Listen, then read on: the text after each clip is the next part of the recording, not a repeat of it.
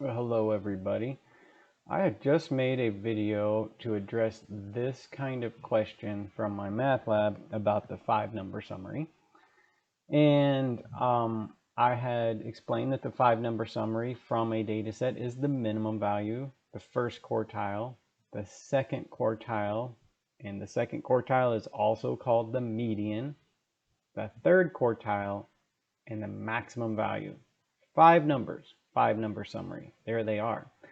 And in the video I had made about this, I showed you how to use StatCrunch to calculate this. StatCrunch does come with MyMathLab, and it's convenient to use because we have MyMathLab.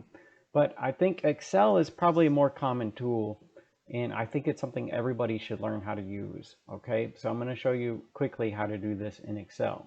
Now, when I'm in MyMathLab, I'm given the options with the data set that I could open in StatCrunch. I could copy it to a clipboard and import it into something else if I wanted to, or I can open it directly in Excel. So I have opened it directly in Excel. And then I'm looking at this. There's the data set.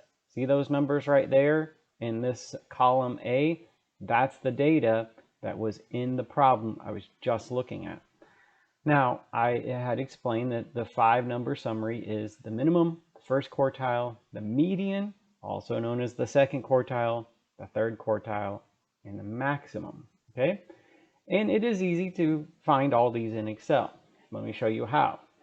If I want to find the minimum, there's a syntax that you use in Excel to get that number. You see right here, it says MIN parentheses A1 colon A20. So my data set is from cell A1 all the way down to A20. That's what the A1 colon A20 means.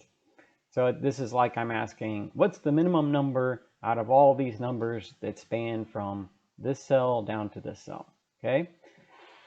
All right, so that's how you do it. You type it in like that, but even better, I could type, say I want to find the minimum, I can type minimum parentheses, and then I can just drag all the way down there. I can drag through the data set that I'm interested in, close the parentheses, and I get it, okay? So the first quartile, here's the syntax for that. You say quartile, parentheses, A1 colon A20, comma 1. Now the A1 colon A20 refers to the data set that spans from here down to there. Comma, and then the 1 means the first quartile. Okay? Now again, you can type it in just like that, but it's a little easier, I think, if we type quartile and then we drag down through our data set, we put a comma, and since I want the first quartile, I put a 1, all right? That'll get me the first quartile. So there it is, 5.75. The median, you can just type median and drag through the data set in the same way.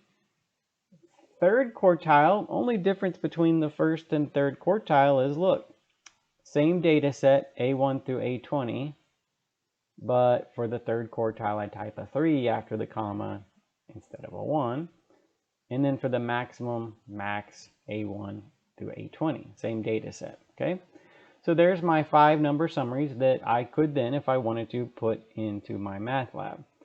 In the video I've already made, I told you how you draw the box and whisker plot from the 5-number summary. So I won't do that again because I wanted this video to just be about how to use Excel.